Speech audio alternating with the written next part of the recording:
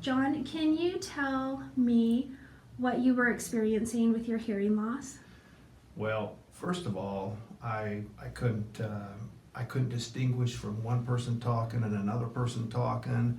My social engagements were frustrating, so I just avoided them. I just stayed away, and it hurt because it was with my family, and I couldn't understand what they were saying. So then I went and got hearing aids, and all they did was amplify it, but they didn't clarify anything, so it was just equally as frustrating. So I just stayed away from all social engagements. I kind of became a hermit. Oh no, we're sorry that you experienced that. And then you came into Timpanogos Hearing and Tinnitus, and what has that been like for you? Well, the lady that is taking care of my hearing is fantastic, and she's knowledgeable, but biggest part is now I have more clarity. I played some games with my kids. I can understand them. I don't tend to move away from them to save my embarrassment.